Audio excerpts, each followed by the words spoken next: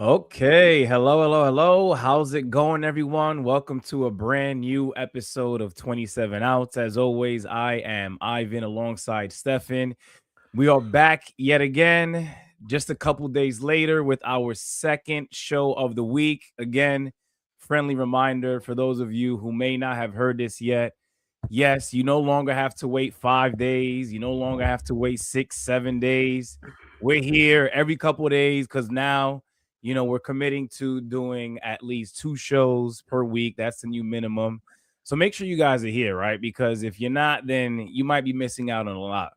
Most games are done, right? We still got what I think Royals and who else? The Twins.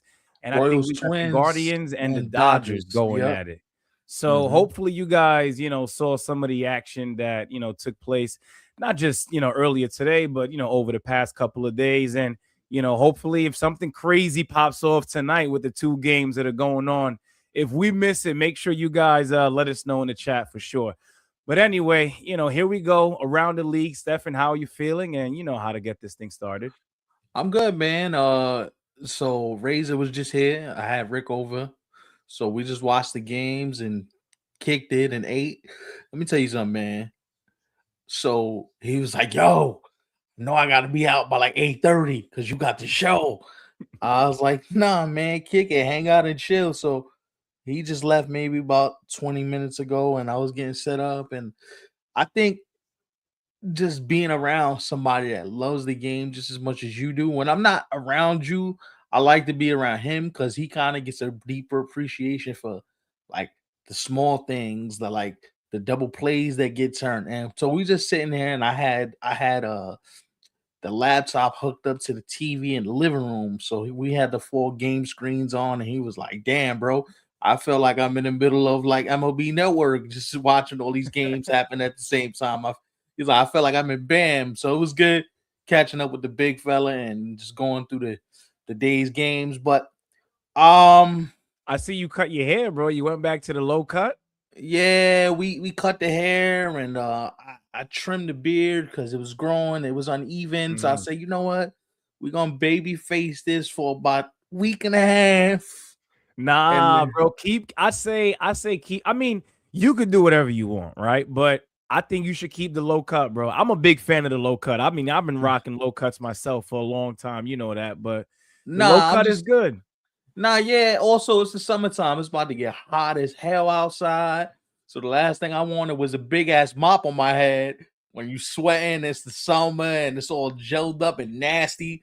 I was like, nah, we gotta trim it. We gotta bring it down. And so I did that. And then, but the beard is gonna grow back. My hair grows back super quick, so I'm not worried about that. But I just want the goatee and bring back the baby face look for half a second. But nah, man, it felt good. I woke up this morning, man, and I was like, "Oh, we cutting this bitch off." You know when you wake up and you just tired, you tired of doing it, you tired of styling it, you tired. I just want to take it back to the original, man. And um, so I sent a few people this picture. They're like, "No, no way, you ain't cut it off. You've been growing it for months. That's crazy." I was like, "Hey, man, I just did what I felt. You heard me." So that's why it's gone. Like Yeah, I and woke. you could always, I mean, like you said, you've been growing it for some time now until you cut it, but you could always go back to that, right? It's not like you were rocking cornrows and you had like this big ass afro on top of your head. Nah, and also too, like I just think sometimes you just got to go back to like this is what I had when we first met. I was rocking the low cut like this and Mhm. the shape up, and my shit was always airtight. So shout out to my uncle Marcos, he got me right. Um, this dude, my personal barber, man. I don't go to nobody else. It's like, and you cutting the hair right in the crib too. I ain't gotta go outside, pay no barber, do none of that, travel. Nah, bro. I got it good.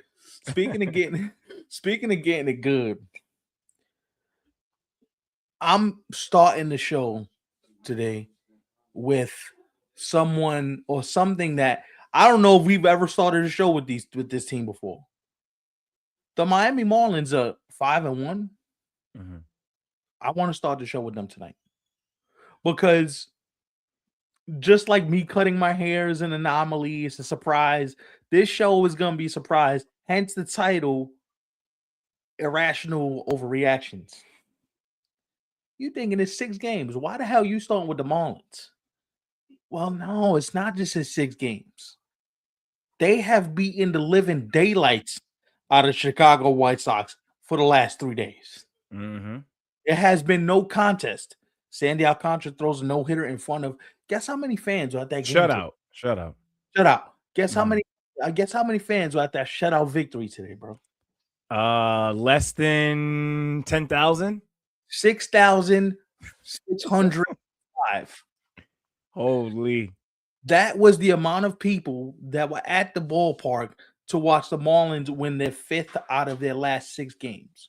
Mhm. Can somebody please explain to me why, if you got a team that's coming out the gate playing this well, why is there a team in South Florida if we're not going to support them?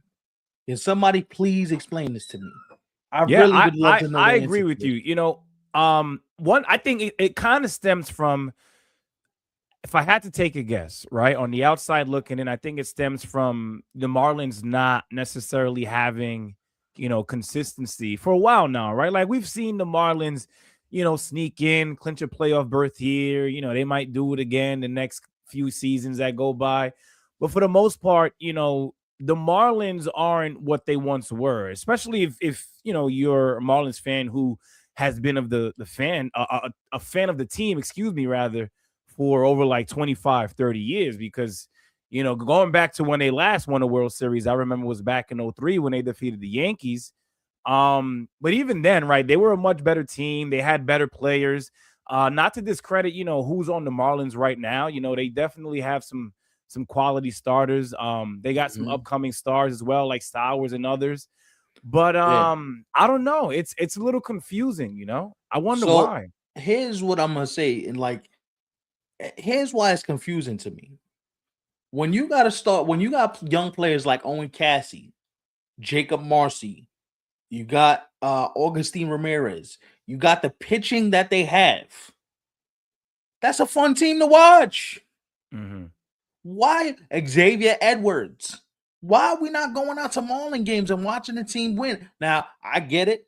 Some people in the comments might say, well, we get good to a point and then they get cheap and they blow up the team. So what's the sense of going to the ballpark, because you're going to get invested and then they're going to break your heart? Totally understand that logic. I get the logic. But maybe if the fan base were to show up, sell out the building, put people in the seats, buy some more season ticket memberships, maybe if you were to make the place inviting, these players will feel like, yo, let's put on a show for these people. Because here's the thing, it's not like they're lacking in young talent.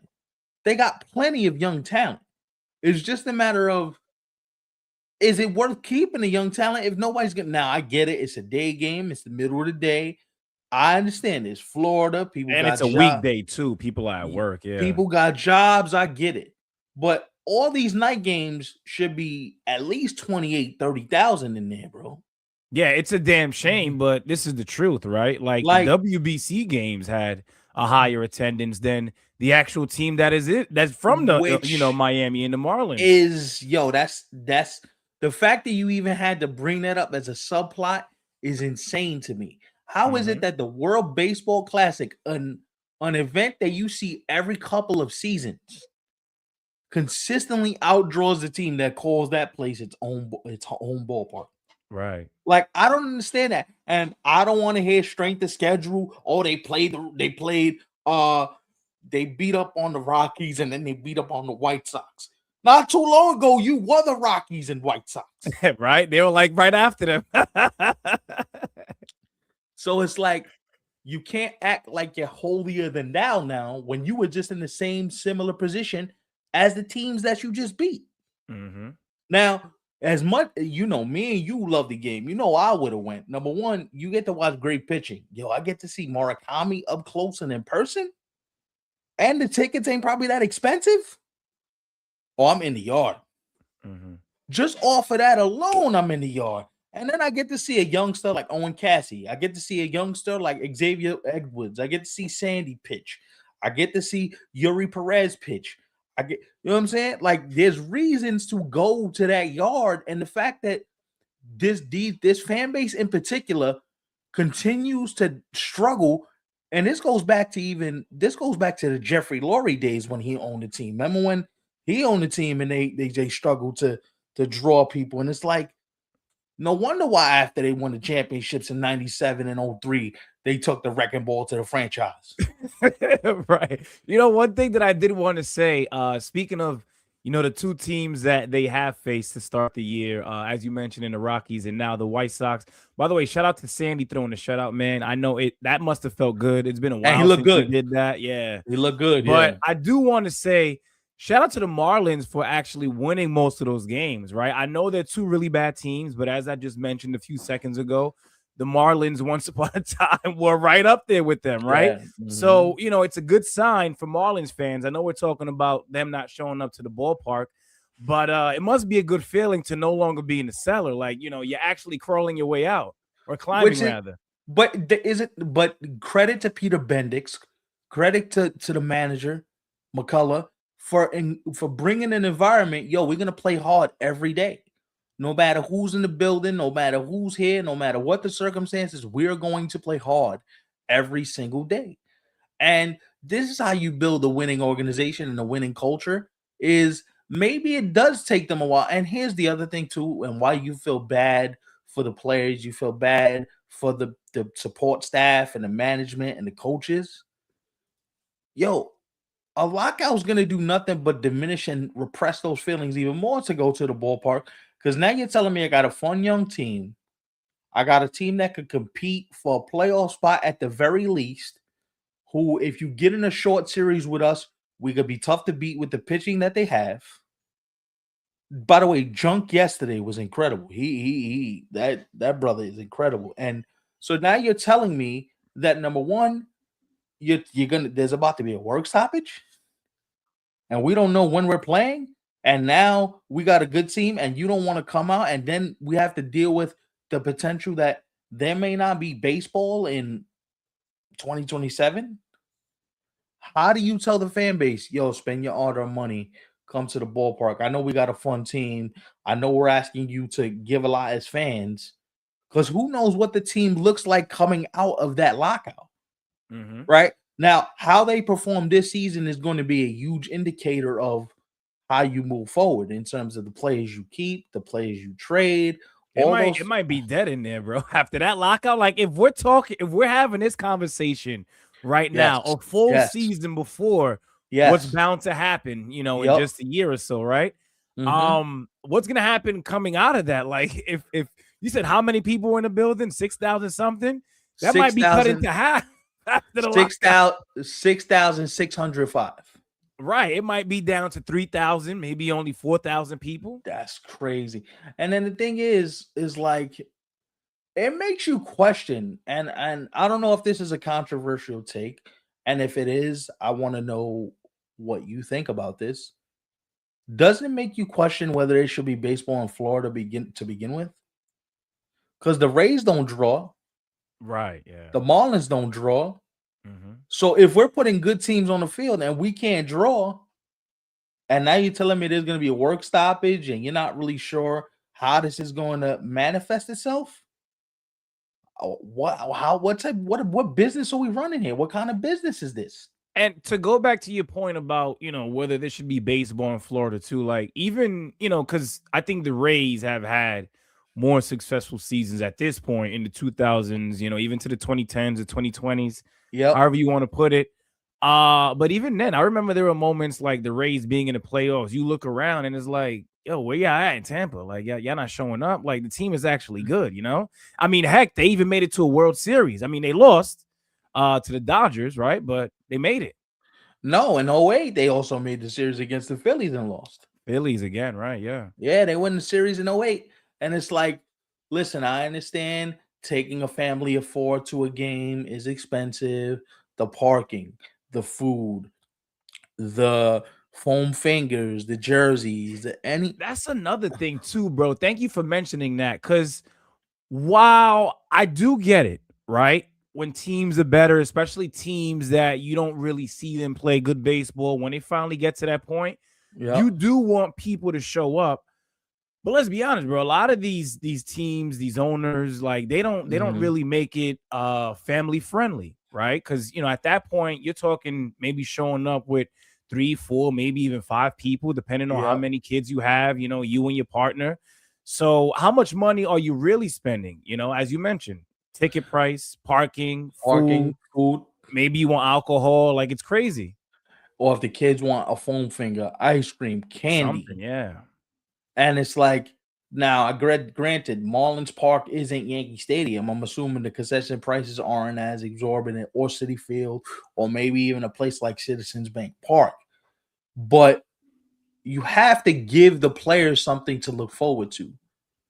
Just as you, the fans, want to look forward to them coming out and playing and giving effort, and you demand that from them, the fans have to give that same thing back. Because let's just say the Marlins are in the middle of a playoff push, and it's the middle of June, and there's still that small of a crowd there, and the crowds only get up to maybe 16, 17,000. If you're a player on the Marlins, how do you feel? I would feel devastated at the fact that, yo, we're putting a winning team on the field and you still are not coming to the ballpark.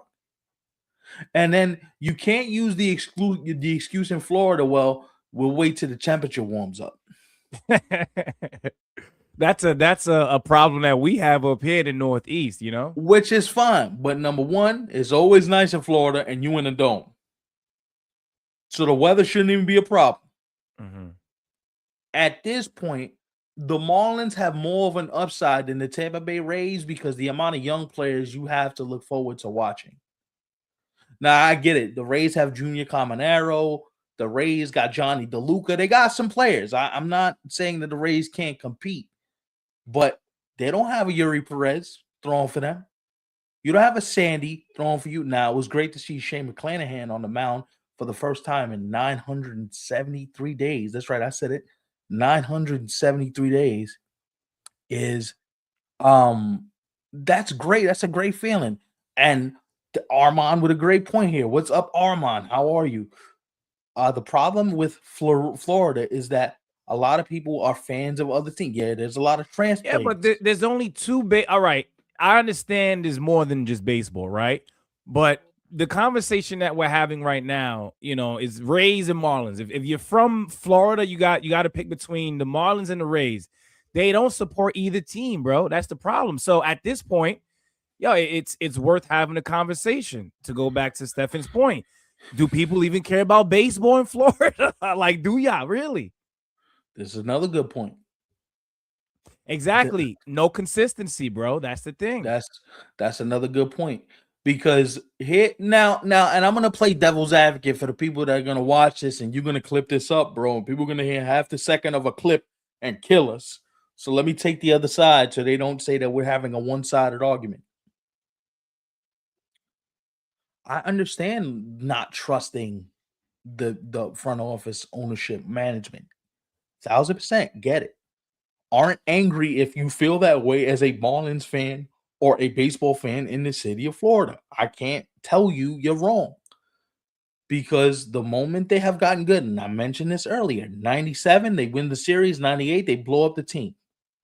03, Pudge, Jeff Conan, Juan Pierre, the entire they had a team in 03. It was crazy. Josh Miggy, right? Beckett, Hmm. Miggy, Mike Lowell, they had a team. Derek Lee, they had a team. Damn, remember young Derek Lee with the Marlins, and then he went over to the Cubs, and he was going crazy over there. Oh Yeah, man, I'm remember? telling you, you right? Like, so you listen, young Josh Beckett. Hmm. Uh Miami had a team. And so when you constantly try to give the team a chance, you try to give them a chance. You try young Dontrell Willis. Holy shit, Hmm. bro. Like, I get where the frustration lies. Trust me, I'm not begrudging anybody who says, well, I don't want to do this anymore. That's fine. But give these players a chance. Because here's the thing I'm going to tell you. You know what works in the Marlins' favor? And I wasn't going to bring this up until we started talking about this. Look at all the players that are taking extensions now with their teams. A lot, actually. Yeah, over the past Cole, couple of days. Cole Emerson got an extension with Seattle, the shortstop. Mhm. The Rockies extend not the Rockies, the Brewers extended one of their top prospects to an 8-year, $51 million deal.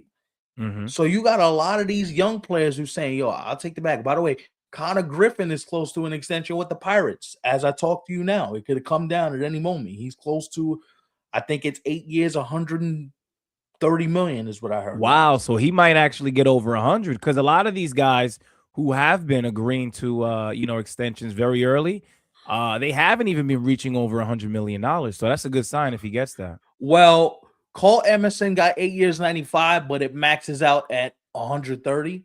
Mhm. So I think I could see him in the range. You also seen it with Pete Crow Armstrong with the Cubs. Also, Well, PCA they had to revisit that because I remember early last season we had a yes, conversation where he basically like wasn't interested in whatever they were offering at the time. I got So I it. had Yeah, a feeling that they were gonna revisit that, especially after the season he had, how well he played in the WBC. I mean, you for had to sure. run it back, you know. Also, Nico Horner signed his extension. So Hmm. there's been players that have said, yo, I'm going to sign extensions and we're That going to one try and surprised me, the Nico Horner, because remember, being I this don't close know to if it free was in the agency. right. I don't know if it was in the off season or if it was last year at the deadline, but I Mhm. definitely remember his name being a part of conversations, right? Via I trade. remember Yankee fans like even wondering, like, yo, is he somebody who we could include in our infield and other Thousand, teams as thousand, well? thousand So percent. to Mhm. see them lock up both PCA and Nico Horner back to back, that surprised me. But shout out to them. They got it done. Hey, what I'm saying is they got it done, right? So who's to say that you don't go to Owen Cassidy with, yo, here's a deal. We don't know what the work stoppage is going to look like. Let's buy out some of your arbitration years. You know where you're going to be for the next 6, 7 years. Here's the money up front. You'll be playing loose, free. We get you paid. We understand it. Like that would be something that to a young player you can look at and go, hey, man, look, Jackson Cheerio did it. Ozzy Albies did it. Ronald Acuna did it. It's not the first time that extensions like this get signed. I wonder if the Marlins go to a young Augustine Ramirez, if they go to a young Yuri Perez and say, hey, man, pitching is volatile. Why don't you sign on the dotted line? If you do get hurt, at least you know you got some income coming. But now that you're bringing up the Marlins, Stefan, to go back to our conversation that we were having a couple minutes ago, I mean, if you don't get butts in the seats, how are you going to afford these guys? You can't I extend them. I get it. I get That's the bad part, right? To go back to having to give these players, like, give them a shot, right? Like, especially if you like them, how do you expect them to be with the Marlins long term if you're not showing up to the ballpark to spend some money? That's a fair point. That's a fair point, and you make a very valid point. And then if you're a player that's a part of that organization, why would you even want to get the extension when you don't know if the team is going to want it, if the ownership is going to be able to sustain and pay you? Number two, these new television rights, they're only getting like 20 million a year from these new television deals with MLB Network. So it's Mm-hmm. it's just it's The one thing crazy. I did want to say about these extensions, and I don't know if a lot of you guys feel this way too, because it's been like damn near every day. This guy's extended, that guy's extended. There's more But coming.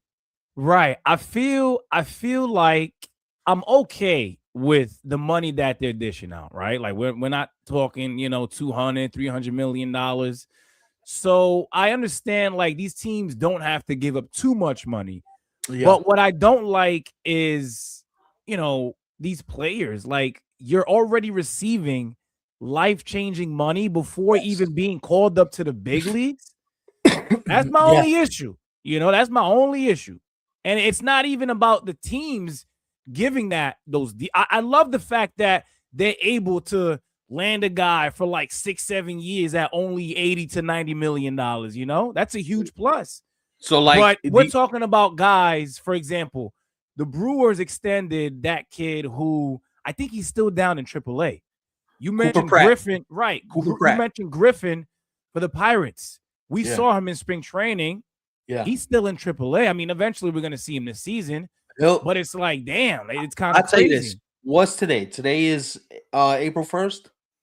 He'll be in the big leagues by next week. Hmm. You know why I say he's gonna be in the big leagues by next week? Draft pick. The Pirates get a first-round draft pick if that kid makes the big leagues. And I think, and he's been tearing it up. I think he's hitting 500. He's already got like 3 or 4 homers. He's playing ridiculous down there in Indianapolis right now. So he's like, all right, I'm kicking the door down. What y'all gonna do? What are you guys gonna do? Because clearly his offensive skill set fits what they do. And you got to give the Pirates credit. They spent some money. Nathaniel Lowe, they brought in who's the left-handed? I just had his Brandon name. Lau from the Rays. But another Ryan O'Hearn, they brought him Mhm. in. They paid Marcelo Ozuna some money. They've done things to try and they also got Magnum from the Rays. They've done some things to try and augment this offense. Now, if you throw Connor Griffin into that mix, you know what I'm saying? Now Paul Skeens looks up and says, "Oh, we're actually trying. Okay, this might be something that I might want to do." And listen, I know what we're saying is a pipe dream. I understand it because the Pirates have not been able to sustain a winning culture since Andrew McCutchen and AJ Burnett were on the team. Lord, no, I get it. I get it. Russell Martin was your catcher. Starlin Marte was a baby. Polanco was in your Garrett outfield. Cole on that team or no? Not yet. Garrett Cole was on the Young team. Garrett Yes. Cole, right? Yeah. By the way, you want to talk about a staff? They had a young Garrett Cole, a young Jameson Tyone. Mhm. If I'm not mistaken, they had like 3 aces, bro. And they were all gone to different teams in a matter of like a year, like close together. Right. Glasnow, yes. Tyler Mhm. Glasnow was the other one, yes. And it's like we're doing it again because now you have Skeens, you have Bubba Chandler, and who's the other one? Mitch Keller. Right. I had a young Chris Archer. So it's like, at what point do we like, all right, man, like history's repeating itself.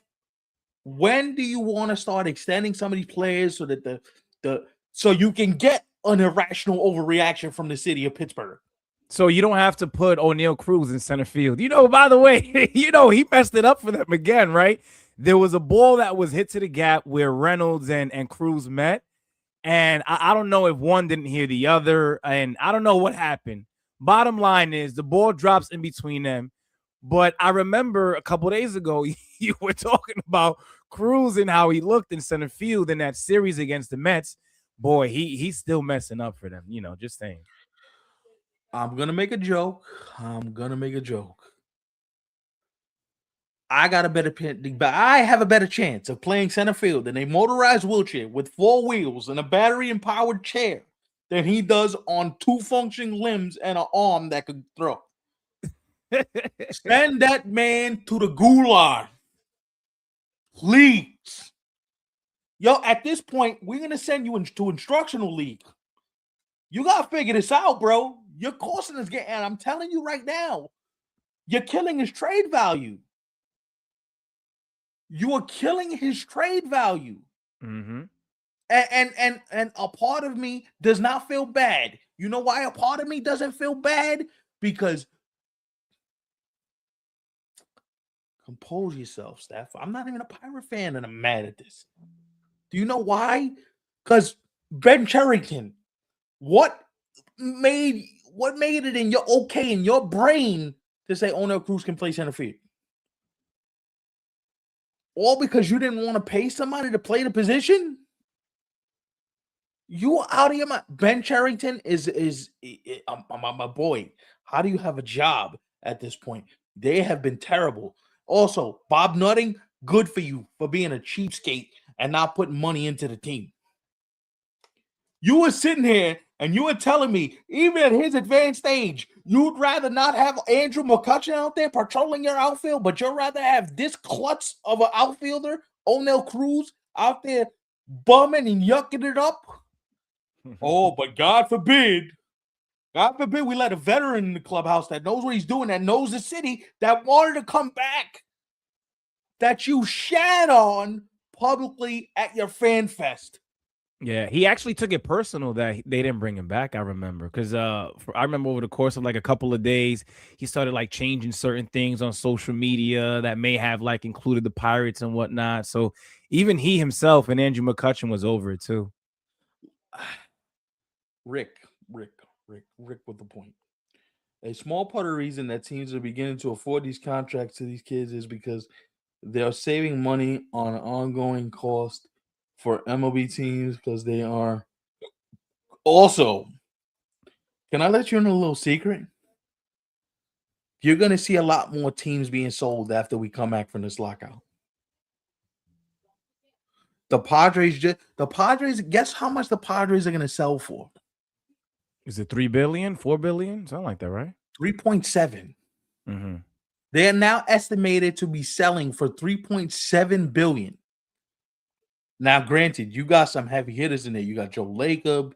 You got a bunch of guys with California roots that want to buy the Padres and keep infusing money into the product. But Bob Nutting shouldn't own the team at this point. Like the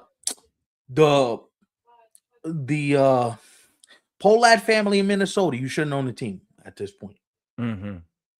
Like, I know the Rays just got new ownership, so let's see what they do. David Rubenstein with the Orioles, he's spending some money, so shout out to him. Listen, the first thing that new Rays ownership better do is do Junior Caminero right, first and foremost.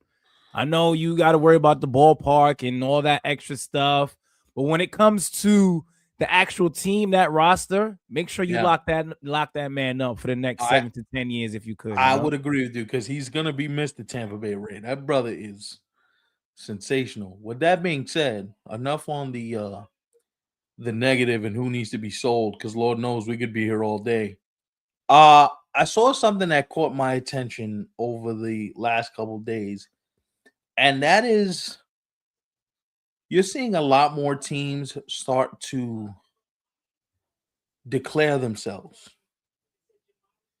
And when I say declare themselves, you're seeing a lot more teams start to show you, all right, you don't think we're going to make the playoffs this year, but they're starting to make life interesting. Now, I know I'm a fan of the Rangers. I'm sorry. I like the Texas Rangers. I like what they got going on. I like the veterans in that lineup. Brandon Nimmo was a key addition. I think he's going to play really well for them if he stays on the Mm-hmm. field. Kutch is out here. Oh, Pittsburgh, you don't want me? All right, I go to Texas and do my thing.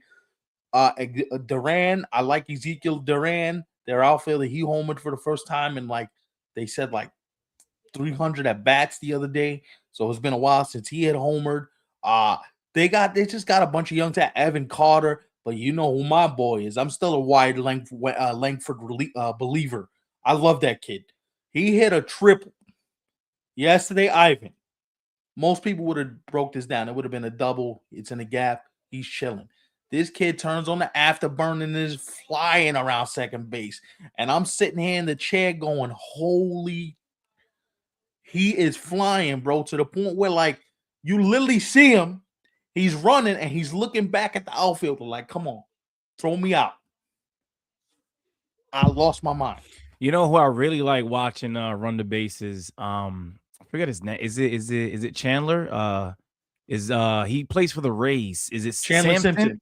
Simpson. Yeah. Yo, that dude, man. Mm-hmm. Anything that he makes contact with, especially if it's not up in the air, right? Like even if Mm-hmm. it's a ground ball, He's gonna he's make it gonna make interesting. it that interesting. I saw him Yep. hit something to the corner. I don't know if it was a day or two ago.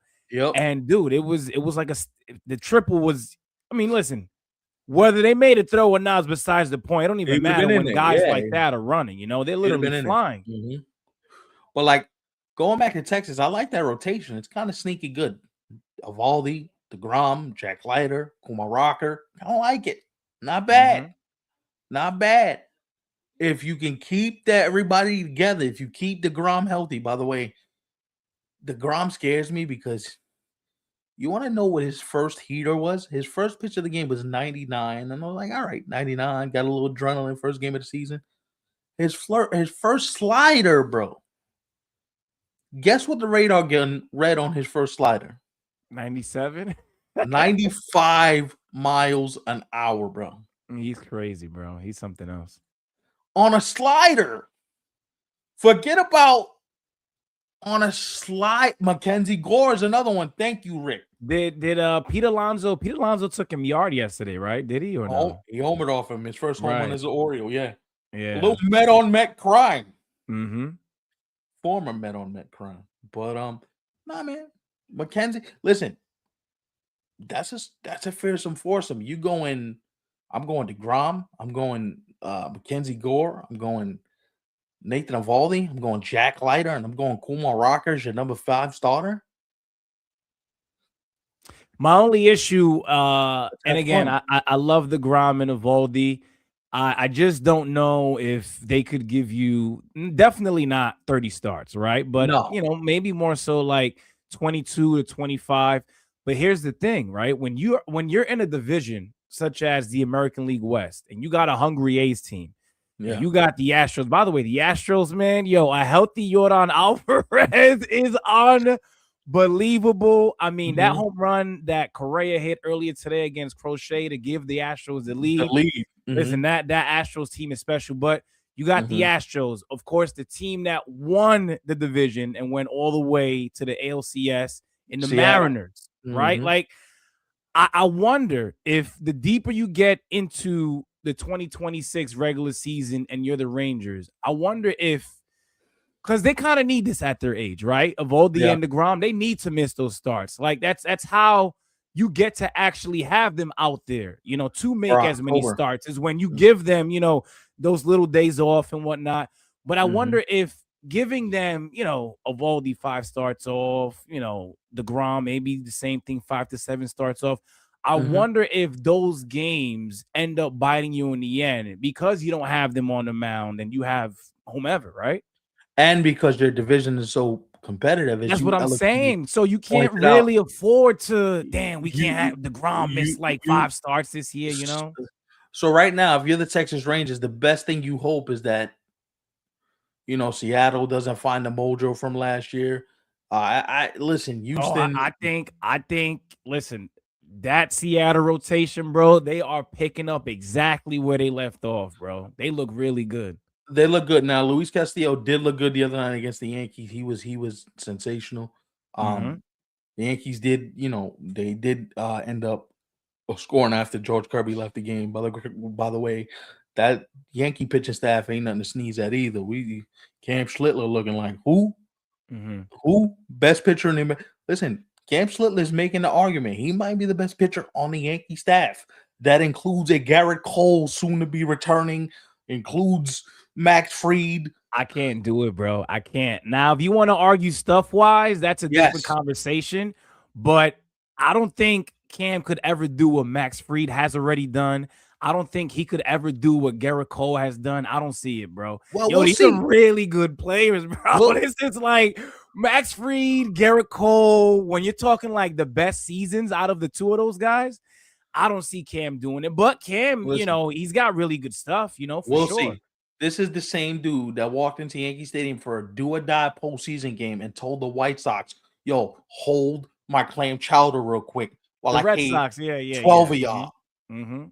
So I get the point of he has to earn his stripes, his Right. pinstripes, if you will. And But again, we're talking about the Yankees now, bro, right? Because they have a couple of guys themselves right now in AAA that we've been hearing about for a couple of years, and we still ain't seen them yet. So I that's got it. my only point. I got it.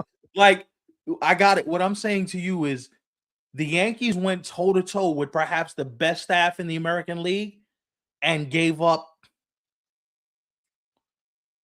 Mariners scored 2 runs today. They Mhm. won 2-1 the other day, and they lost 5-0. They won 2-1 Monday, lost 5-0 yesterday, and lost 4-2 today. The Yeah. Yankees in the first 6 games of the season, they beat the Giants 7-0 opening day. They beat them, I think the score on Saturday was like 5-2. The Yankees have literally given up single-digit runs in the first 6 games of the season. That pitching staff is, while it's not as healthy as it's going to be, you just walked into Seattle with George Kirby, Luis Castillo, and Logan Gilbert staring at you, and you're like, our staff is just as good as yours. Right. And Yo, who who knows? knows? Maybe that could be a preview of an ALCS A matchup. You never championship, know. who knows? What I will tell you is Seattle got a tougher road because, like you said, you're dealing with Houston, you're dealing with Texas, Mm-hmm. you're And dealing with the A's. yeah, Mm-hmm. it's this is the other thing. This right here.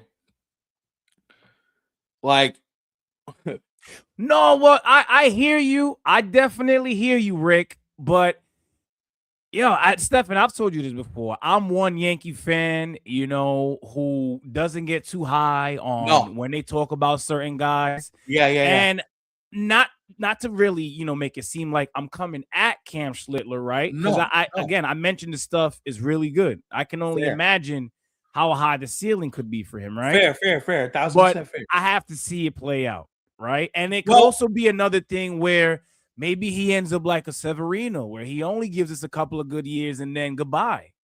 well, you never know. And that's the one Mm-hmm. thing you have to guard against is that number one, he's able to maintain this stuff, he's able to stay healthy.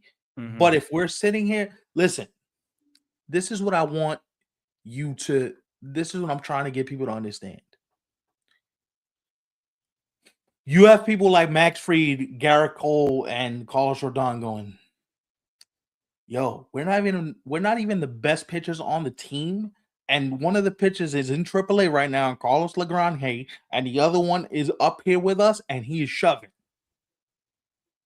Garrett Cole has personally said, and Max Fried have personally said, two of the guys that are going to help us in 2026, one's not even here yet, and one just got here last week. I hope so. I hope so, man. So forget about what I'm saying, because again, I'm Stefan the bozo that just sits on a microphone, because according to some, podcast equipment should be more expensive. Look at what the big league talent who watch these guys every day for full spring training have said. First of all, two of the guys that are supposed to, and Luis Hill's beginning the season in AAA. Mm-hmm. So Luis Hill, you got to remember, Luis Hill started a big game in Cleveland for the Yankees. The night they clinched in Cleveland, he was on the mound for that clincher, the game they won.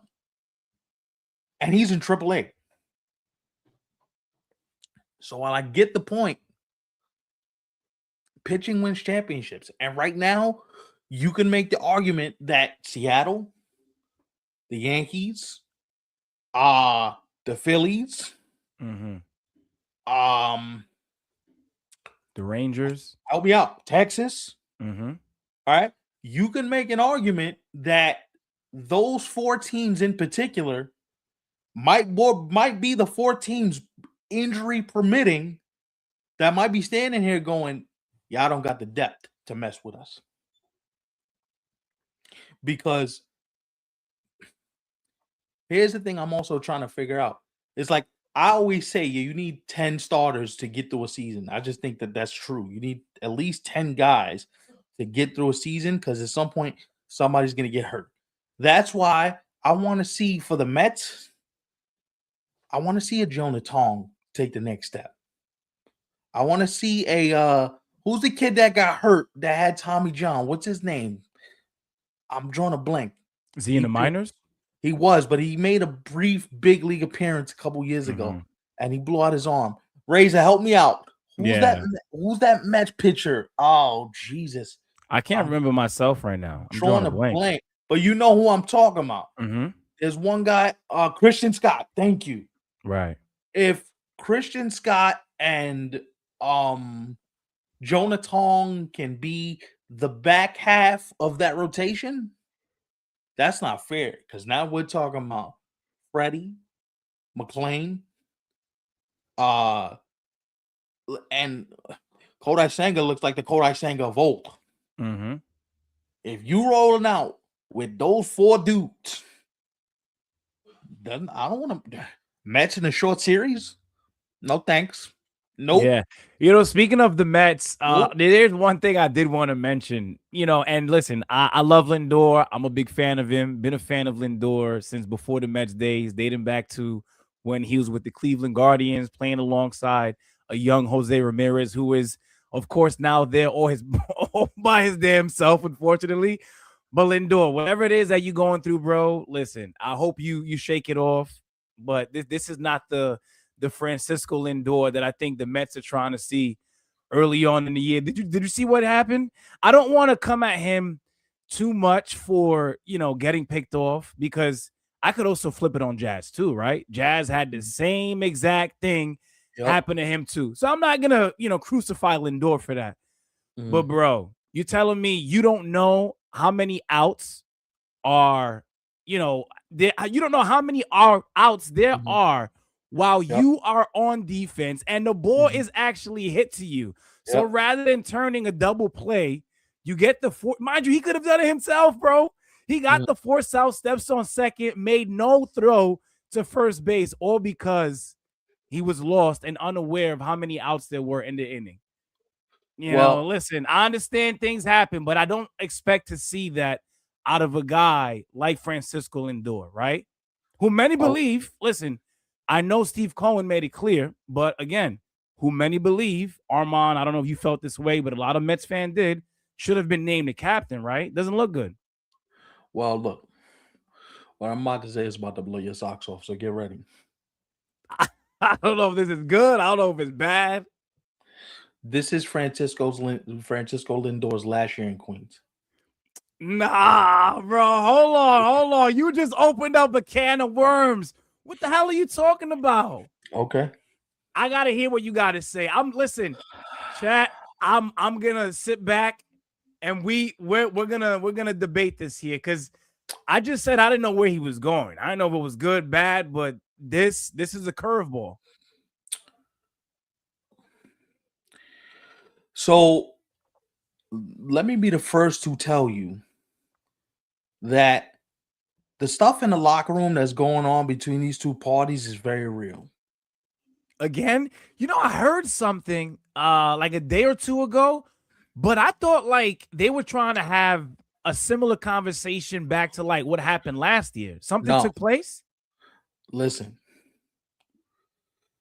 it's to the point where these brothers don't even talk to each other. They don't speak. And there's a slight coming from the Lindor camp because how you gonna tell me I'm Mr. Met? I'm Mr. Met. I'm Mr. Met. This dude comes in and he's making 400 million more dollars than me, and I'm supposed to be the guy you build around. I'm telling you right now, there is a real animus that is building between these two camps and between these two players where this is unreconcilable. They don't like each other. You saw it on opening day when the blinding call was announced. They ain't shake hands. It was like, man, Honestly, for it to be that serious, it, it's it for me, somebody had to have gotten disrespectful with the other. Because if we're talking strictly baseball, I don't care how big your ego is, you could never, to go back to what you just said. They're not shaking hands. They don't even acknowledge each other. Like, what is that serious on a baseball field? Unless somebody disrespected the other party. That's the only the, thing that makes sense. the Mets disrespected Lindor when they paid Soto what they paid him. You disrespected me when you did that. But when Lindor got that Hold on. deal, it made sense. He wasn't worth more. He got When exactly what he should have gotten. But what I'm saying to you is when Steve Cohen bought the team, one of his first major transactions a was to sign Francisco Lindor to the long-term extension where he Mhm. basically made you feel like Francisco Lindor is the guy that we're building around. He's the face of the franchise, Mr. Smile. Everybody, oh, Mr. Smiles and Matt. He got everybody singing, I got sunshine. He's supposed to be the guy. The fans are calling for him to be the de facto captain. It is not one thing. It is a myriad of things. It is Lindor feeling disrespected by the front office, by ownership. Now you're telling me that he gets coddled? So he's He gets jealous. Are we talking jealousy? Because that's what I'm understanding now. a little bit, but we're also talking. You're Because talking if about I'm Lindor, I see nothing wrong with bringing a player who is earning more than me, one, but is Yes. also a better, I would say better hitter. I wouldn't say better player overall because Right. Soto is not, he can't sniff Lindor defensively, you Glove. know? What I'm saying to Right. you is you see how the love changed. Lindor felt like he got left out in the cold. Yo, how you went from loving me to building it all around me to telling me, yo, I'm the man, I'm the man, I'm the man, I'm the man, I'm the man. And then when a new toy comes out on the market, you just guard me like I'm not your favorite toy anymore. I'm telling you right now, I'm gonna be the first one to say it. This is the last year Francisco Lindor and Juan Soto are on the same team together. I'm I, telling you right now. I'm going to say this. Would it surprise me if Lindor were to ever get traded now that all of this stuff appears to be true? No. Do I think it's gonna happen after the season? No, I don't think. I don't think just yet, bro. I don't think so. Let me ask you a question. Because if that's the case, then why the hell you brought in Freddie Peralta, right? Why the hell did you? Do you understand what I'm saying? Because now like I said, you really opened up a can of worms with that, bro. Because we right. I think a lot of people still talk about that too in the comments. You know, I guess if you're a Mets fan, maybe that stuff still matters, but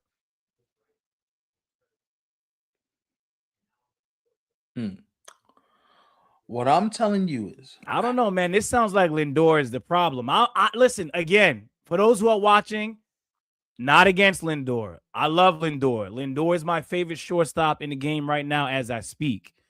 But again, with you guys sharing things that I didn't know of yet, it sounds like he's a problem, which is a surprise to me because Lindor has always came off as you said, Stefan, Mr. Smiles. Yo, I'm a likable guy. They love me in Cleveland. Like I don't know. I don't know. listen, he's always been the biggest fish in a small pond. Cleveland ain't New York. You could be that Mr. Smile, oh, they love me, franchise guy. They don't boo me. It's New York. You went from being loved and adored by ownership, fan base, everybody loved you, championed you, yay, to, oh, Soto's here now? Nah. Did you know that Lindor had specific things on his locker that were related to Puerto Rico? You know they are no longer in his locker anymore? Wow, they took that down like without his permission, or they told him to. He took it down. Mm.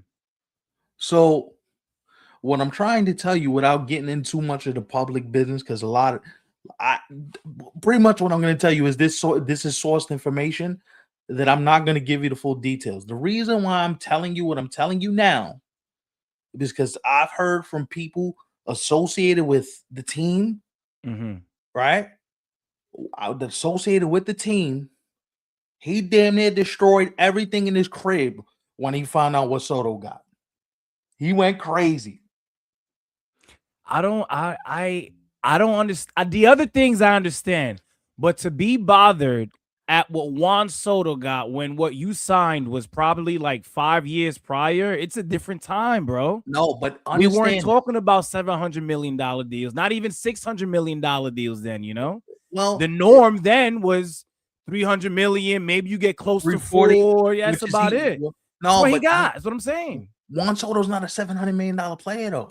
In He's his not. eyes, he's He's not. not. Right. Right. You talking about paying a guy almost $800 million, bro? His glove can't touch Lindor's if they were tied backwards and said, "Yo, which glove can you touch first?" Right. I want to ask a very serious question because I'm not even a Mets fan, but again, just being a Lindor guy. And by the way, I love Juan Soto. I think he's the third best hitter in the league. For me, it's Judge, Otani, Soto, whoever else you want to put in there is up to you.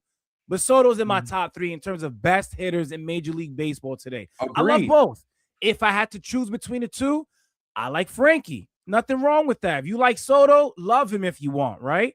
But if Agreed. you're a Mets fan, if you had to depart with one of these guys, do you want to depart with a Lind? I mean, clearly Soto ain't going nowhere, right? When you want to talk about money, he's staying right there. He's at home. And But that's this gotta bother you a little bit if Lindor ends up leaving at some point, you know? I get you see, you're looking at it from I get it. You're looking at it from the Met fan perspective. Like I'd be pissed off if he left. Sure. I What also don't Lindor like that for Lindor, period. You know, like it's but Lindor has been the common theme with every argument or dysfunction that has befallen in this franchise. His beef with McNeil, his beef now with Soto. Lindor is at the forefront of all this stuff. you know what it is for me?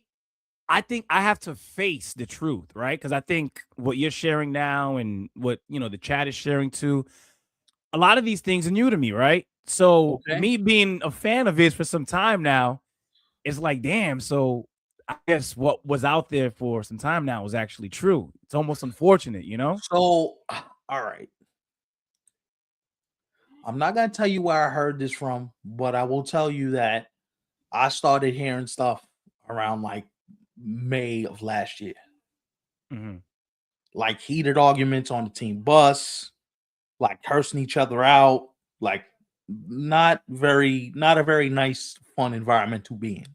You know what I hope this isn't? I hope this isn't like this would be so immature. That whole PR versus DR BS, bro. Because people in the comment section, they'll take it that far. Because they may not know as much as we do as we're talking about So right now. no, no, So no. they You start making it a hold on. Dominicans are better than Puerto Ricans, or Puerto Ricans are better than Dominicans, you know? So We you see it think all it the time. no, but you think it's BS, but that's part of what it is. Yes. Yes. They won't publicly come out and say that because they don't want to sound immature, but yeah. Yeah. 1,000%. You gonna pay the Dominican more than me? Nah, we ain't rocking. Smile no more. Angry now. It matters. It may not listen. It may be uncomfortable for some that there is some racial component involved in it, and I hate it. Because my thing is just go play ball. But if you think that that PR and DR situation is not playing a factor into why these two brothers don't like each other, you ain't paying attention. I hate that, bro, because it gives off such a high schoolish vibe, you know? Like it brings me back to when I was a teenager and things that Yeah. you would hear people argue about. Like I remember when I was in high school, bro, like the school that I went to, Dominicans used to get like in these crazy ass fights, with damn near everybody, you know? So this stuff is real. Like Yeah. for those people who think I think it's ridiculous at the baseball level, right? As you mentioned, Stefan. But I really just think it's ridiculous in general. Like the fact Overall. that people even do this, like, Yeah. yo, we're damn near the same if you really think about it. I know culture and people really want to get into I specifics. get You it. do that. But I think at the end of the day, man, we all won. Listen, and I love you for saying that because that's how it should be. Mm-hmm. What I'm telling you is look, come back to me at the trade deadline. Come back to me after this lockout's over. Like I said, bro, I don't think anything is gonna happen this year. But your point was originally after the lockout. So after the Yes. lockout, if it does happen, I will come here on the show. We will do a brand new episode, and I will bow down. I will bow down, and I will clip it. So my only question to you, and I'm being serious, is when I come out and say stuff like this, I need a percentage from the chat, from the people that know me. Razor, you in here. Dollars, you in here. Manny, you in here. When I bring something like this to the airwaves, give me a percentage of how long, how many times I've been wrong. Right. Well, you've been both right and wrong. But in this case, usually when you share these types of things, right? And not only pertaining to when players got beef with each other, right? Just the sport in general. A lot of these things usually turn out to be true within the next year to 2 years. And I say that knowing you for this year makes 11 years if I'm not mistaken. We've been there, done that quite a few times. Now, Exactly. again, this is baseball, right? Just like the players. You're not always right. Neither am I always right. No, I don't want to be always right. Trust But me. this is pretty big. This is a big freaking deal, honestly. Listen, Because when it happens, we going live the day of, the night of. Like, ain't no waiting the next day. Like, we here. Armand Mets fans, y'all better be here with the Army, the Mets amazing crew, whatever the hell y'all call each other. Listen, look. I hate to be the bearer of like bad news because I hate doing this, but it's part of the job. It's part of me coming on this show and me telling you this is not fixable. This is not fixable. They don't like each other. Razy even says after the lockout. Because let me ask you, let's ask a baseball question, right? Let's forget about me being right or wrong because I don't care about that. How old is Francisco Lindor right now? I think he's in like his early 30s. What is he, like 32, 33? I need an exact age. Can somebody Google Francisco Lindor's age for me, please? Let's see. Frankie Lindor is 32. So you're going to wait how long to trade him when he's already had back injuries? He's already had all types of the hamate bone, and I'm not sure if he's going to stay on the field. You're going to wait a year to trade him? Why? Let's say he goes out and balls out and has a crazy year. His value may not be higher than what it is going into next year. So maybe the Mets say, you know what? We are going to trade him. Now the question is, who is the team that can take on that contract? I'm talking about business. I'm not talking about on the field. I'm not talking about none of that. Who is the team that can take on the contract? That's one. And if he has a good season, his trade value may not be higher than it is at that point. If you're the Mets, you'd be foolish not to investigate trading him. You'd be foolish. Listen, the Mets, if they want to move on from him, after the lockout or whenever, as you mentioned, by all means, right? Like, the guy's yours. But at the same time, I got to be honest. Whether you're a fan of Lindor or not, that's going to be a big black hole at shortstop for the Mets for a long time. I get it. I say that from the perspective of a Yankee fan. Stephen, you as well. Our favorite player being Derek Jeter of all time. Mm-hmm. It took a while, man. Didi, I loved Didi, but ever since Didi, I kind of felt like the Yankees just haven't been able to figure it out. Shortstop has been a black hole. Yeah. Yeah, the Mets are going to go through, a similar situation if they do move on from Frankie Lindor. Yeah. Armand with an interesting list of teams: Yankees, Red Sox, Cubs, Padres, Angels. Dollars with the same similar list. Listen. Can I stipulate this? I would love to be wrong. I would love to publicly come on this microphone and say, you know what, man? You know what, guys? I got that wrong. I'm cool. I'm actually wishing for both. I want you to be right for the purpose of the show, but I also want you to be wrong because I'd like Francisco Lindor as a New York Met. I want to see the great things that Juan Soto and Francisco Lindor can do alongside each other, over the next however many years. That's also a great point. Well, they have Mauricio, which is the backup, and they have money. Oh, please. Well, yes, Rick, I'll give you the money. The money, absolutely. But Mauricio, get his ass the hell up out of here, bro.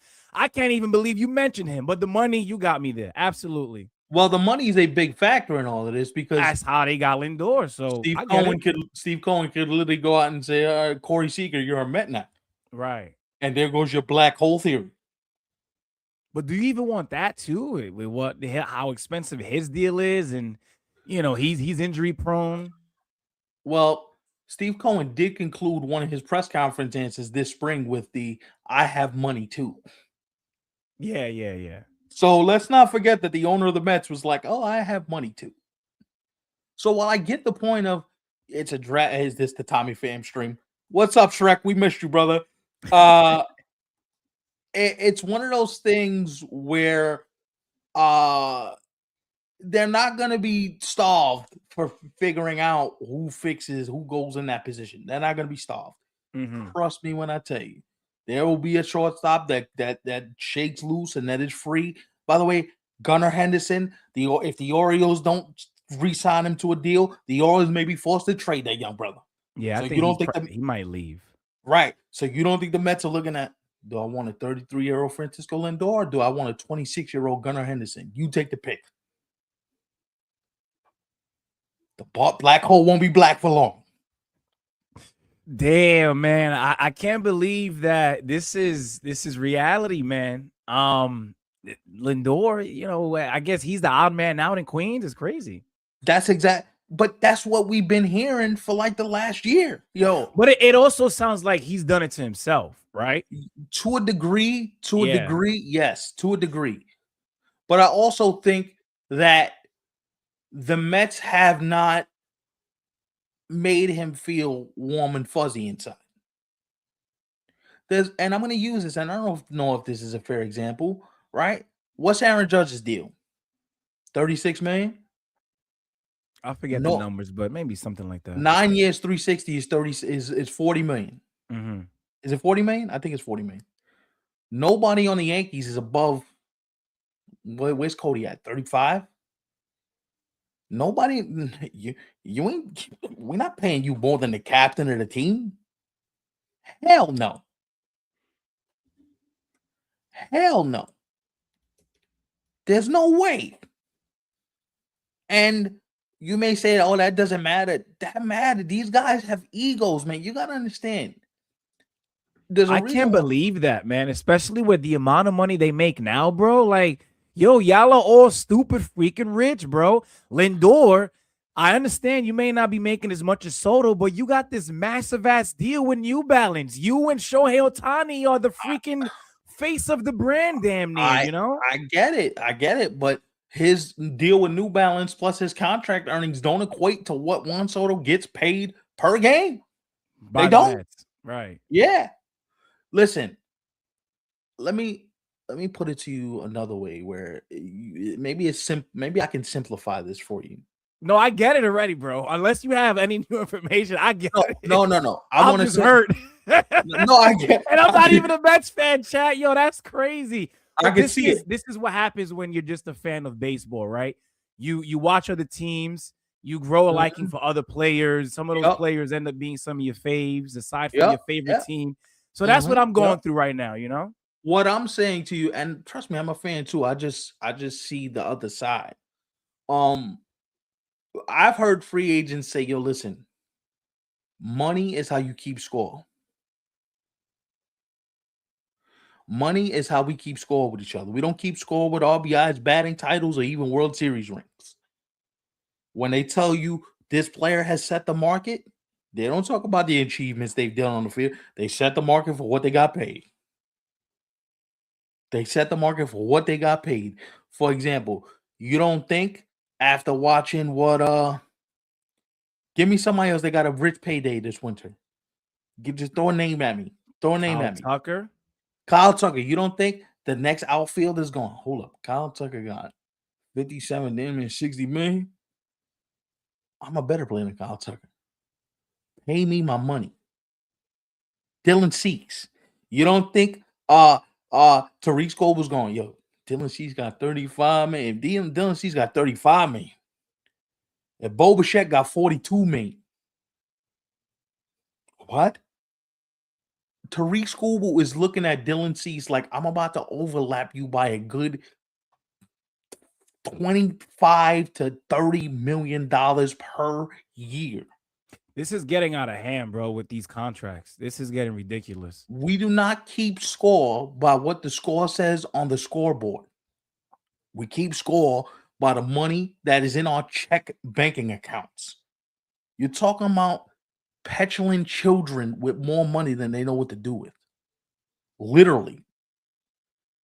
Well, just because I'm rich, that don't mean I don't want to get richer. Razor with a good point here. We're going to get to some of these comments.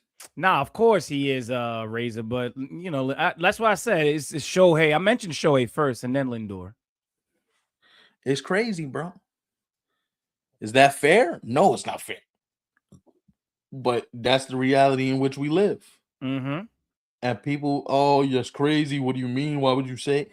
Because you gotta understand, you're dealing with, they're not, you're not dealing with, you gotta understand, athletes are sensitive, athletes get easily butt hurt.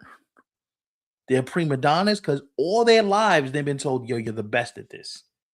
You're the greatest at what you do. You're the greatest at this game. You're the greatest at your field. You're the greatest. You're the greatest. You're the greatest. You know what this is like to Yeah, compare it to us? This yeah. is like, so we're now covering our third season, Which right? is crazy to say. That's like us hating on, I guess, these content creators who maybe came around, like a year ago, a year and a half ago. And Hmm. let's say they're doing great things. Their numbers are crazy, their sub count is crazy, like whatever the case may be, things are just Hmm. working in their favor, right? Yep. And that's like us and their baseball platform. That's like us hating on them because of their success and the great things that they've earned, even if it's in a short or at least a less amount of time than what we've been able to achieve. That's what this sounds like. You can compare it to that, but I just think Which that there sounds is. ridiculous, by the way. We would never do that, but I just wanted to compare it to, maybe in a way where how we could relate.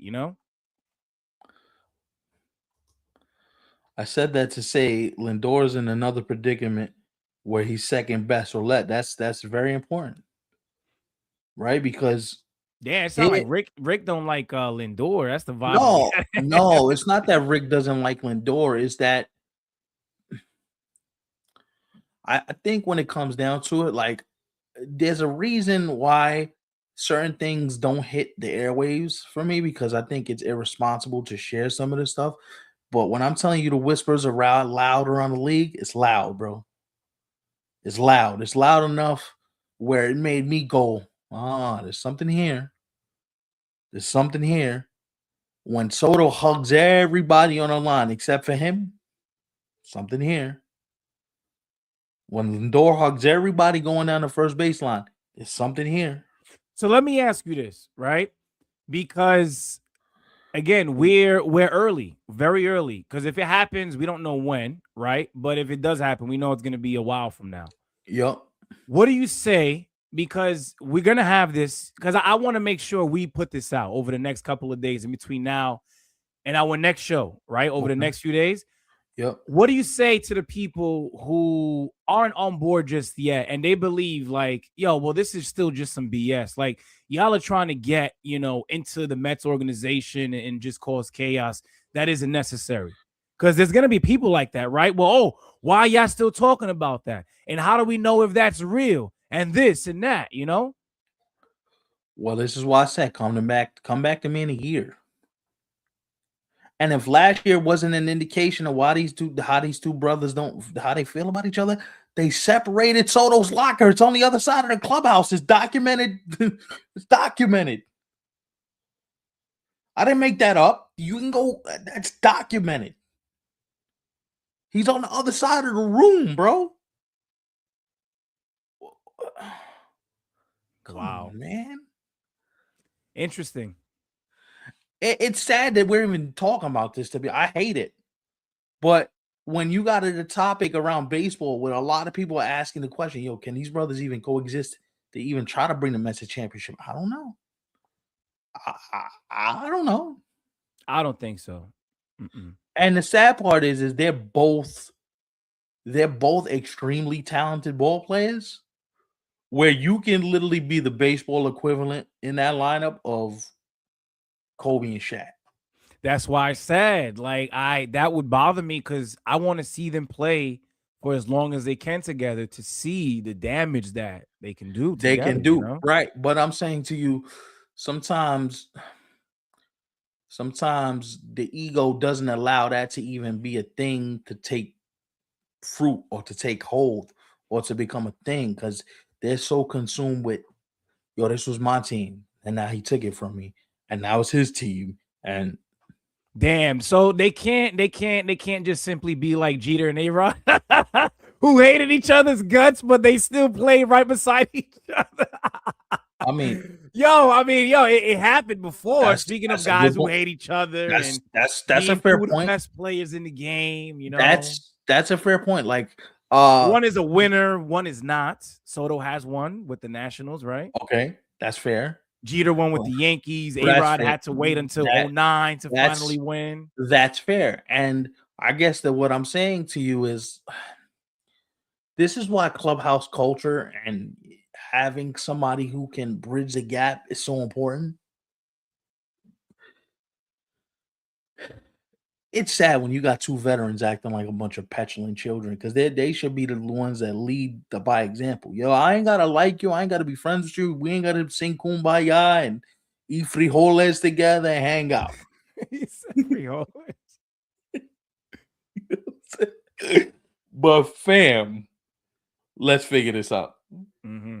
Because y'all sound all types of ridiculous right now. Speaking of all types of ridiculous, please be okay, Chase DeLauder. Took a foul ball off his back foot. He is day to day. Mangu. I like that. Mangu, child with the Dominican dishes. Know what I mean? Hope Chase DeLauder is okay. They're targeting for him to be in the home opening day lineup on Friday. He is listed as day to day. That is the update that we have received from the Guardians PR and medical staff. I think he'll be all right. One injury that we know is significant, Cody Ponce is going to miss significant time. And if I had to guess, surgery is on the table. It looks like he may miss the rest of the 2026 season. I'm praying, I'm hoping, and I'm crossing fingers and toes. Please come back healthy, young man, because that was brutal. I feel bad for the guy, right? Because what he's dealing with is serious. He has an ACL sprain, is what they diagnosed him with, right? Is that what it was, Stefan? Was it an ACL sprain? They said it's an ACL sprain, but when you look at the way the knee jarred, and they're Right. talking about surgery, and you're going to see Dr. Neil Elitraz in Los Angeles. Okay, so the reason why I say that is because I saw the footage of what happened because it all began when he had stumbled on the mound, right? He falls down on the mound first, and then there was a completely different play where he stumbled around like the first Yeah. base area, and Yeah. that's where he was really just removed. He was over and done with.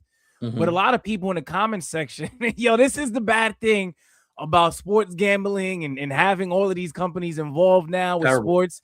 You got people in the comment section saying like, yo, he was rigging. Like, yo, he did that because there's money involved. And I'm like, yo, dudes are really out here going through real life It's sad. injuries. And It's y'all are really just sad. worried about like whether he's cheating or not and the money that you put up. Like, It's sad. it can't be all about that now. Come on now, It's really sad. because listen, I know where it comes from.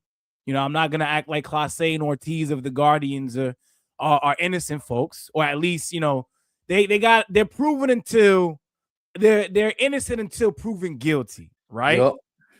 But we know how this works in Major League Baseball, right? For Like, sure. even if they don't end up being like wrong for whatever it is that they got caught with, a lot of teams are gonna want to refrain from that stuff. Like, not to bring him up, but Trevor Bauer, right? Like, he was a guy who ultimately, at the end of the day, he ain't do nothing wrong, right? Like, yo, I guess the girl had asked for it, they had fun, whatever the case may be. He ain't do nothing, right? Yeah, but when you get convicted in the court of public opinion, that's all you need to have. But that's why I say, in the case of these other guys with the gambling stuff, I just think fans need to tone it down a bit. It's not only about like money. 1,000%. But I also think the leagues are at fault for promoting it as much as they do, which is why we haven't seen anything yet, bro. We might start seeing shit on helmets. We might start seeing shit on the pants, the baseball pants, on cleats, on bats. I would not be surprised. And I don't disagree with you, but I just think it's one of those things where you have to be open to the idea that this is far from finished, and these leagues are making more money than they know what to do with. So why would I stop? And even why would it stop? when I'm making more money than I know to do it in terms of a league, in terms of the companies themselves, they're making money. What's stopping them from saying, all right, we're gonna keep this gravy train moving because we're making money. And if a couple players gotta be casualties along the way, where like a Class loses his job and livelihood, and Luis Ortiz loses his job and livelihood, well, oh damn well, we're not gonna stop the gravy chain because you can't stop yourself from gambling. Shohei Ohtani. Yeah, I honestly believe that everybody's not gonna get caught, and I think there are more players, not just in baseball, but I sports, agree. in Yep. general, overall, that are doing it as well. They just haven't gotten Also, caught. yeah, but shout out to Cody Ponce, man. Get healthy, young brother. We are all everybody's thoughts are with you. Please get healthy. That is just sad to see, sad to say. Speaking of sad, Zach Eflin was looking great the other night against Texas. He was going 0 for 0 with Jacob DeGrom, and then the elbow said, "No way." He is expected to go undergo an MRI. He is going on the IL. I would suspect that Dean Kramer gets called up from AAA Norfolk and takes his next time through the rotation. But memo to both of those teams in Toronto and Baltimore, Shane Baz got rocked the other day in his first start on Sunday. Mhm. You got injuries all over the place. Somebody want to go give Lucas Giolito some money. He's gonna get a deal, yeah. Please, for the love of all that is holy, go sign that brother, please. Hmm. With that being said, though, I just hate these injuries. By the way, prayers also up to Estevez, Carlos Estevez, the closer of the Royals. He is in a walking boot. He has to have ankle surgery. He is out for probably, I'm hearing, anywhere from the next 2 to 3 months. I think that's good for him in a way because he didn't look ready for the regular season in terms of his Not at stuff. all. So now Mm-mm. he's got other issues wrong with his body clearly. So Yeah. I think the time away is obviously going to give him time to recover from the injury, but it Yep. also gives him enough time to get back to the Estevez that the Royals need, right? Because Definitely. listen, I think you're going to need him at the back end of the bullpen if you're serious in For a sure. division, that has the Tigers. For sure. Yeah. You can't count out the Guardians, so. Mhm. Yeah. Listen, the injuries are terrible. They're a terrible part of the game. I hate it. I want everybody to be healthy and full force by the time we get to October. Just keep this in perspective when you're doing parlays and you're doing, you know what I mean? Like I really wait. Y'all see Matt Chapman yelling at Casey Schmidt? Yeah, I saw that. It was a ground ball that was hit to Matt Chapman, and he threw it to first base. It was definitely catchable, but I guess the first baseman he kind of stretched in a way where had he not done exactly that, he would have made the out, and Matt Chapman called him out. But when you look at where the ball was thrown after Matt Chapman released it, the first baseman certainly could have caught it for sure. Yeah. Oh, Tony Vitello, you're doing such a great job early, buddy. I know what you're talking about, Shrek. I saw it. And at first, I was like, damn, Matt Chapman is out here like giving it to his own teammates. But when I Wow. saw the play, I'm like, oh, yeah, nah, that's definitely catchable. You got to make that play. Speaking of catchable, to the 10 people watching, we want 10 likes on this video, and I'd like the new viewers to subscribe to the channel, please, and share your thoughts, man. We want to hear from you. Welcome to the family. Pull up a chair. Thank you for stopping by. Mhm. There Speaking was of, to not to go back to our previous show, but there's a lot of youngsters that are still playing well, right? But that Phillies and National series, great series by the way. I think the oh yeah, Nationals they made it very interesting. For those who think that the Nationals are just gonna be a team that you play them, it's a walk in the park. Nah, no, them the young fellas, they're gonna make it difficult. They might lose. They're gonna lose a lot of games, but is it gonna be easy? Not always. But this dude, Justin Crawford, Carl Crawford's son. How about that walk-off earlier today, bro? Yo, he looks like his dad in the batter's box, bro. Similar stance, plays the outfield like his dad, fast like his dad. Yo, shout out yo, to bro. Crawford for real. I was just telling Razor when he was at the crib earlier. Yo, how old do you feel, bro? Because Yeah. I remember watching his dad do the same things he's doing now, I remember watching his dad do that, bro. Bro, his dad was a problem because his dad was stealing What? 50 to 60 bags. He would hit over 300. He would have nearly 200 hits. He would Yo, have like 25 to 30 doubles, 10 to if 15 triples, over 100 runs scoring. Like, yo, his dad was beating out ground balls and turning them into base hits. yo, I'm telling you, bro. It's And crazy. what I'm saying to you is like, it makes you realize that we are just getting old as hell. Yeah, yeah. Hence why I got gray in the hair and a little bit in the beard. We getting old as hell.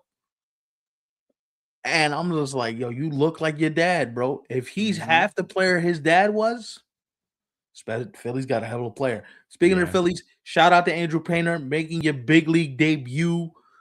Tommy John surgery, injuries, fought back from so much, and he looked good against the Nationals last night. One Hmm. time, hand claps for Andrew Painter. You deserve it, man. You got to the big leagues. That's beautiful. Hmm. That words can't express how beautiful that is. Just because you work so hard to get to that moment and to watch him get on the mound at Citizens Bank in front of the home crowd is electric. On a lighter note, because we went through a bunch of injuries and stuff like that, I think I want to start a little bit of a controversy. I know I started one early, but this is a fun controversy. Vote in the chat. Who got the better closers entrance, Mason Miller or Johan Duran in Philadelphia? I like Duran better. That Mason Miller one's not bad, but that that that Duran one in Philly, Hmm. For me, it's Duran. boy, we got a split. We got people saying Duran. We got some Pete. We got Armand with the Mason Miller. Okay, Shrek talking about not even close. That's crazy. Let's not act like Mason Miller's a bum now. Listen, Mason Miller's throwing 1,000,000,000 an hour. Watch your mouth. That's the Uh, only way it's not close. If we're talking about one player just simply being elite and the other nowhere near, but nah, otherwise, it's close, man. they're both at the top of their profession. Hmm. But if I had to pick, I'm going Duran over there you go. He There said, you go. "F Philly, damn." There you I'm go. actually wearing a Philly shirt today, but I had to, go hunting for this one because I'm looking through my baseball shirts and I'm like, damn, which one haven't I worn in a while? And I saw this one that I had like folded and put away. I was like, man, I'll just throw this one. Shout out to Mm. Philly though. Man, listen, Bryce Harper hit a big yaya today, and eh, oh man, Edmundo Sosa with the clutch hit in the ninth inning. That yeah, was big. yeah, for sure to And he tie the can't. game. He barely sees the ball sometimes. He's bad. He's bad offensively. He really is. All it is a lack of discipline. I feel like it's a major lack of discipline on his part, and if he was more disciplined, he'd be a better hitter. But nah, man, that's a fun debate. Mason Miller and Johan Duran, who you got? Hmm. Do you throw Edwin Diaz in the mix as well with the trumpets? Like, are you throwing who we throwing in there? By the way, So it's a good question, especially for people who watch the game and know how well all of these guys play. yeah, But I think when you ask the masses, I think most people are gonna go with Edwin Diaz because the trumpets, like it's been a thing, right? yeah, the For Cardinals walked a off few again. years now. Yeah, they did. The They did. Cardinals walked off again. Hmm. Yo, what is it with the Mets not scoring the extra innings, bro? How they lost is crazy, which I'm a fan of, by the way. I'm a big fan of just putting the ball in play. It reminds me of myself when I was younger and how I played when I was in high school. Because I Yep. think a lot of players, and shout out to Win for actually getting the hit. Whether Armand, I know you might not call it a real hit, whatever the case may be. Listen, it was an L in the Mets case, and it was a win in the Cards case, right? But I think a lot of players they come up in a situation like that and they're looking to do too much. Too much. Yo, all you got to think about is putting the defense to work. Let Hmm. them play their positions. You never know what's gonna happen. These guys got to play 162 games, maybe even more. If their team is a playoff team, they're Mhm. not always locked in. Yeah. And I know I might sound crazy saying that, No. but they're professionals and ain't nobody locked in over the course of 162. Nah. Like, Not for. to go back to what I said about Lindor. Lindor looked like he didn't even want to play today, bro. I mean, Honestly. listen, with as cold as it was out there, I don't blame him for not wanting. But then again, you in St. Louis, it's always warm in St. Louis, bro. I'm gonna tell you this right now, and we're gonna end with this because I had a fun thought. The Cardinals are gonna make life hard for a lot of people. You think so? I'm not high on them yet. You don't got to be high on them yet, but look at how they're winning games. They're learning how to fight back. They're not folding. They're putting the ball in play. They're doing the little things it takes to win. And I'm a big fan of JJ Weatherhall. I'm a big fan of. Listen, I don't know what happened, but Jordan Walker has turned into Mr. Doubles hitter all over the yard. This guy's hitting rockets everywhere. Shout out to him. Nate Burleson, I like him. I've always liked his bat. The question for me is, what do you get from a Mason Wynn? What do you get from a lot of the ancillary players? Like Nolan Gorman starting to show power. Can he keep it up? We'll see. Well, I even think a team like that is also going to fall flat on their face, right? Because, for example, right now with the way they've started the season, my issue with the Mets is the offense ain't looking too well, right? Right But at now, the yeah. same time, I'm not worried because when they heat up, the National League is in trouble, For in sure. big trouble. Yeah. So, shout out to a team like the Cards, a young team at that, right? Like, trying to show like they got something to prove. Don't just think that you're gonna play the Cardinals without Arenado, Gray, and Donovan, thinking that Yeah. things are gonna be easy now. So For sure. Chad with the Cam Slitler is that dude. We got. Oh, shout out to you, bro. I haven't seen you in a while. What's up? Nah, man. We good, man. We good. Thanks for stopping by, man. Appreciate it. Yo, by the way, we do 2 shows per week now. So we were here Sunday. We're here tonight, of again, course. yep. So you guys don't gotta wait too long before you see us again. So keep that in mind and pull up if you're free. By the way, man, so we're about to leave now, and I thought this show was great. And I thought with the stuff we got into was great. 7 shows a week is insane. You paying sponsorship money for that, Shrek? 7 shows a week. Listen, that we might get to that point a couple of years from now, but Listen, that's when you guys just get us to a point where the platform is actually paying bills. So hold on. Shrek, if you want 7 shows a week, you gotta help us get 7 new subscribers by the time we hit the air next show. Nah, 7 shows is crazy, bro.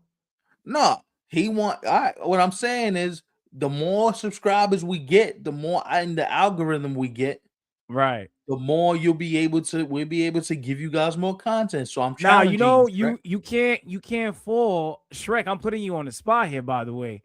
Because Shrek is the kind of dude, like Shrek, you're here more often than not. So I want to start off by saying that and thank you, because you've been here for well over a year now. So you remember what it was like when we would only do 1 show a week and you had to wait 6 to 7 days to hear from us again. It sounds crazy saying that now, looking back, because the norm now is very different to what the norm was then. But Shrek, sometimes you be MIA, bro, and we actually reference you and you're not here yet. Word. I don't know. Views.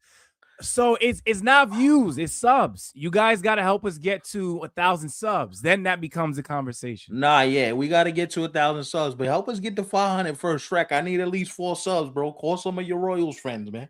Yeah, we're bigging them up over here. With that being said, man, we ain't got to go home, but we got to get the hell up out of here. We appreciate y'all, man. Have a wonderful evening, and we will see y'all again fairly soon.